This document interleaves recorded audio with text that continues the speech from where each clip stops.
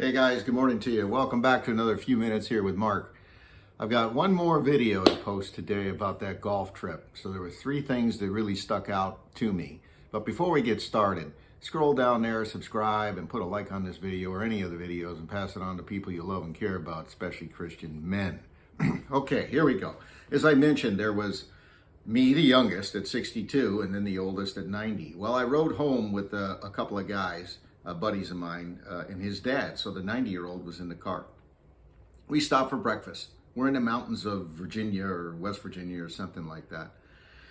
On the way home, we stopped for breakfast, and I lean over to Frank. He's the old guy, and I said, "Hey, let me buy lunch. Let me buy breakfast," because he's always picking up the tabs. This guy is an amazingly generous person. I mean, he's lived through a lot of life. What a great story he has of perseverance in overcoming poverty. So he says, "Yeah, all right, I'll let you pick up the bill." So we go into the Denny's and we're getting our service. And the woman that's serving us, her name was Susan. She looked to be as old as Frank. I mean, this woman had some years on her. It was tough for her. And about halfway through the meal, Frank calls her over, reaches in his pocket, pulls out $40, puts it in her hand, and says, "Thanks for everything you did for us today. We really appreciate it." And she was just crying, teary-eyed. I mean, we're in the middle of nowhere, and this guy tips her $40. She walks away, and he looks at me and smiles. He said, "I didn't say nothing about the tip." He said, "I always tip the help. Everywhere I go, not only do I tip the server, but I tip the cooks as well, because without the cooks, there would be no good service."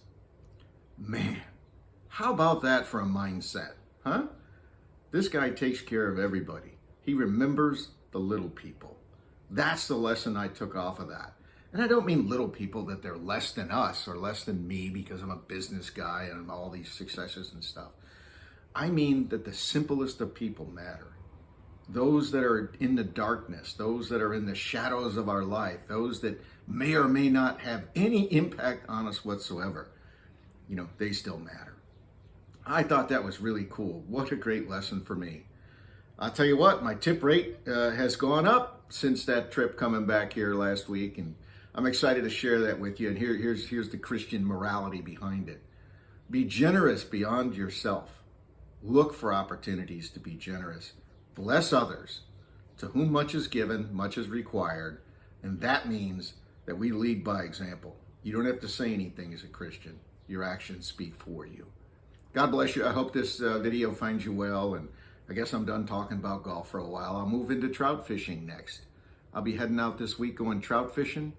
I'm going to go trout fishing tomorrow. Today, I'm going to take my father-in-law, who's 84, out golfing for 9 holes. At least I hope he can play 9. He might not. We only might get 1 or 2. But he wants to go out with me, so we're going to do that. And Friday, I'm meeting a good buddy at a cigar lodge, for having a smoke and a scotch. That's what he drinks for Friday. So my wife heard my schedule today, and she goes, "Boy, everything's coming up, Mark, isn't it?" I said, "Thanks be to God. Thanks be to God." But remember to remember those who serve us, okay? I hope this message finds you well. God bless you. Pass it on to somebody that you love and care about, and share it. And don't forget to share your wealth. Dig into your pockets, men, and bless others, because that is blessability. Talk to you soon. Have a great day.